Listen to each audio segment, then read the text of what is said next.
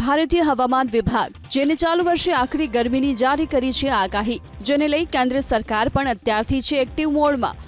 હવામાન વિભાગની ચેતવણી બાદ કેન્દ્રીય સ્વાસ્થ્ય અને પરિવાર કલ્યાણ મંત્રી મનસુખ માંડવિયાએ બુધવારે એક મોટી બેઠક યોજી, જેમાં આઈએમડી, સ્વાસ્થ્ય વિભાગ અને ડિઝાસ્ટર મેનેજમેન્ટના અધિકારીઓ હાજર રહ્યા।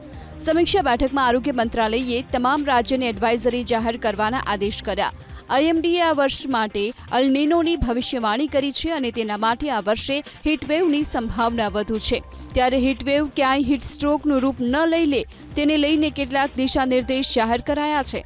કેન્દ્રીય મંત્રીએ કહ્યું છે કે દર વર્ષે ઉનાળામાં જે તાપમાન રહે છે તેનાથી આ વર્ષે વધુ તાપમાન રહેવાનો અંદાજ છે, જેને જોતા લોકોને ખાસ સાવધાની રાખવાની સલાહ અપાઈ। આ સાથે જ ચૂંટણી અભિયાનોમાં જાઓ તો પીવાના પાણી અને પાણીની બોટલ સાથે રાખવાની પણ સલાહ આપવામાં આવી છે। એટલું જ નહીં, લોકોને વારંવાર પાણી અને જ્યુસ પણ પીવું જોઈએ।